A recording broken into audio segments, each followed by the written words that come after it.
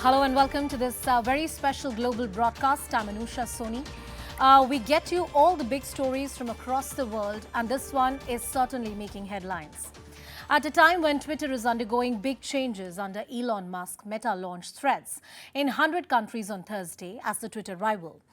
In just over 24 hours since the application was rolled out, there are around 50 million users.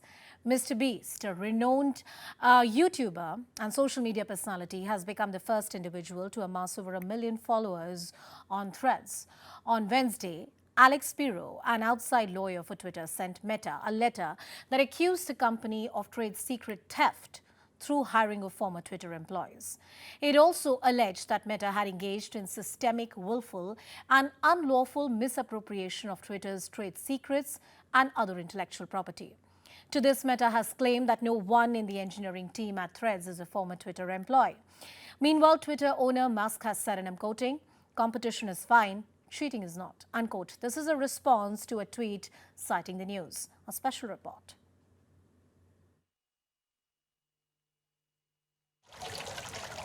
Meta's new social media platform has been up for just a matter of hours. But the company says Threads has gone viral with tens of millions of sign-ups, and now it's riled up rival service Twitter as well. Elon Musk's platform has threatened to sue the Facebook owner after Threads' launch. That's according to a letter seen by Twitter's lawyer Alex Spiro to Meta CEO Mark Zuckerberg, first reported by news site Semaphore. The letter accuses Meta of hiring former Twitter employees who, quote, had and continue to have access to Twitter's trade secrets and other highly confidential information. A Reuters source with knowledge of the letter confirmed its contents on Thursday. Spiro did not respond to a Reuters request for comment. But responding to the letter in a post on, of course, Threads, Meta spokesperson Andy Stone said, quote, "No one on the Threads engineering team is a former Twitter employee. That's just not a thing."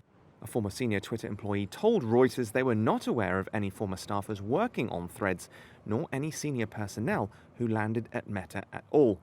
In a response to a tweet citing the news, Twitter owner Elon Musk said, quote, "Competition is fine, cheating is not." Threads has racked up more than 30 million sign-ups within about 18 hours of its launch. It's also emerged as the first real threat to Musk's Twitter, partly as it's able to take advantage of billions of Instagram users. Ramesh Srinivasan is a professor of information studies at UCLA. That's quite intelligent because basically the networks we already have and those we already follow or engage with on a platform like Instagram can be quickly, brought into bear rather than having to create a so-called ecosystem of users from the start.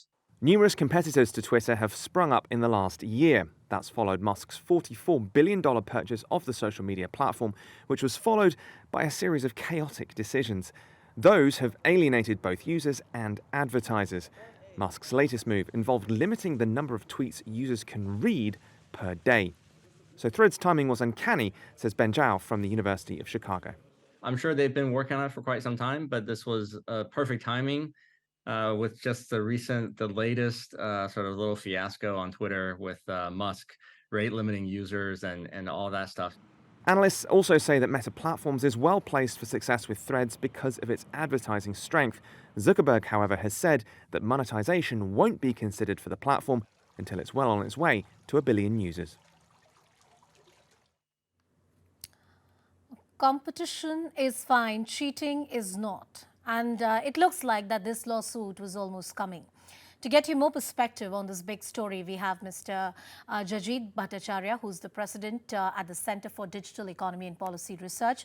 Mr. Bhattacharya, good afternoon. Thank you so much for speaking with us on the global broadcast. I believe as I observed this story that this lawsuit, one could see it coming. It was in a certain sense inevitable that one company would do something against the other. So I was saying that we had seen such intellectual property-based wars coming up earlier. We had the classic Apple versus Samsung war, which basically had the issue that Apple said anything which is flat with corners which are rounded is an Apple device and cannot be infringed by anyone else.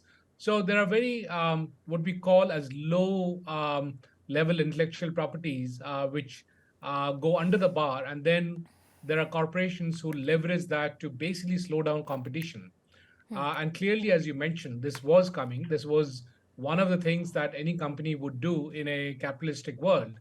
And I think best it's going to do is slow down Meta, if at all, because clearly what has been published till now, we don't see any details coming out. So simply alleging that former employees have joined the Threads team, which anyways the Threads team has very vociferously denied. And Yes. so has other ex-employees of Twitter who have vociferously denied that none of them have been part of Threads, leave alone the Threads engineering team, which is what basically is supposed to build the system. Right. And therefore, with that background, it seems to be a very weak kind of an allegation as of now. To you, it seems like a weak kind of an allegation, and I believe any court of law is going to take a final call on that matter. But you spoke of the classic corporate wars that we have seen in the past as well. Intellectual property these days is a hotly contested subject in different spheres, especially in technology. But what is the direction and way you see it going? What will be the next plausible step for the company? So, as you rightly said, in terms of Twitter versus Threads, it's going to go the legal way. There will be a lot of posturing and bluffing that will happen on both sides, because that's how the law firms operate. Their objective is more to ensure that there is a competitive advantage. Now, fortunately, the US courts do not have something that the Indian courts have, which is a stay order. Because if there is a stay order, then that will be the end of Threads. And the stay order can be for a sign and die period. And so, fortunately, I don't see it heading that way. Right. And what we will essentially see is a few barbs being thrown at Meta. And I think that'll more be advantageous to Meta because people would like to, side with the underdog, with the entity which is a victim. So I believe they will end up getting more users just as a protest of what Twitter is doing to Threads. Do you see Threads stopping anytime soon? I mean, you argued that the grounds for this lawsuit, they don't seem very strong to you. But what the company would want is some kind of injunction against Threads. Do you see that happening? So it depends on the details. We have not Yes. received any specificity from Twitter on what are the grounds on which it says that Meta has infringed on its intellectual property rights. Because clearly, Meta's platform is not the first one. The Indian startup Coup did pretty much the same thing. So did Mastodon and a few other entities. If Twitter was so sensitive to its intellectual property, Yeah. why didn't they go after the rest of them? So clearly, it's not driven just by plain intellectual property infringement, as is mentioned in the tweet by Elon Musk that cheating is not correct. But is it really cheating is a key question. Yeah. What information is there in Twitter in terms of how it operates is public information. It's not really an intellectual property in that sense. It doesn't really cross the bar in terms of intellectual property. It's pretty similar to having the patent that any phone which is flat and has got rounded corners is a is a patent. These are very low level bars which misuse the entire intellectual property right regime.